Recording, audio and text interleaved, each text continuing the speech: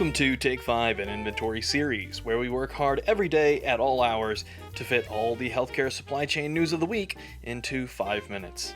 I'm Alex Diamond, and I went back to Z5 Inventory's leadership team to ask Shane Pratt for an update on hospitals letting outside vendors and contractors into their facilities. We're generally, seeing that the hospital went through a stage at the very beginning of the COVID-19 pandemic where they shut down trying to figure out how they were going to operate in this environment. So there was about a 60-day window where just about everything stopped.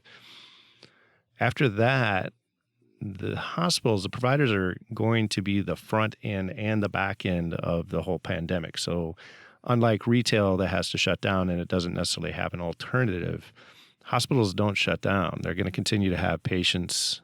They're going to continue to have inventory, and they're going to continue to have to deal with that. So in these cases, if there are providers that are looking for solutions that don't require outside people, then certainly one of the advantages we have as a company is that we provide our technology through mobile devices that any provider can use.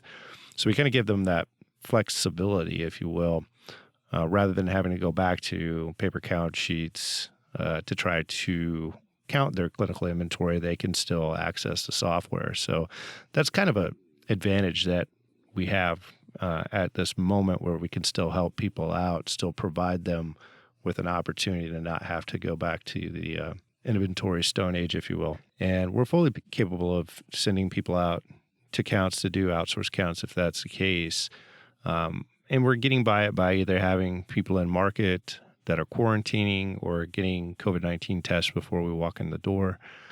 And I think one of the interesting things that we were talking about internally was we have a team that's been on the road working, going on airplanes, going into hospitals, and we have not had, and a knock on wood, a COVID case so far. And this has been going on for, the better part of maybe 2 months.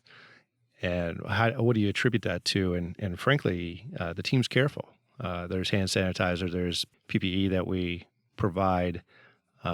People are wearing masks outside. So if you are taking those precautions, even if you're putting yourselves potentially in environments on a semi-regular basis that have a higher risk scale, if you're taking the necessary protocols, it appears that, you can have a fairly positive outcome even in this environment, which I think that's pretty key at this point to come to that understanding. And we are, putting people on planes and rental cars and in hotels and, at a hospital.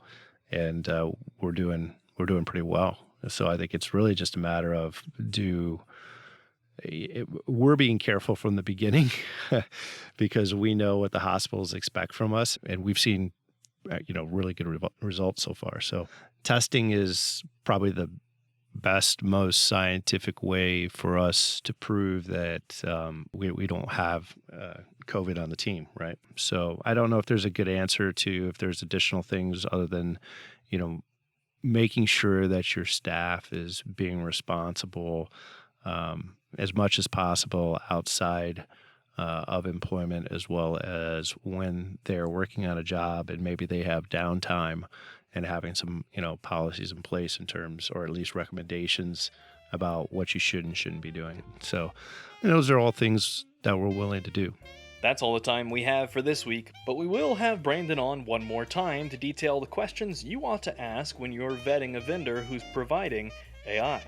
Take 5 is a production of Z5 Inventory. To check out all of our sources and resources for this episode and more, visit z5inventory.com. That's the letter Z, the number 5, and the word inventory.com.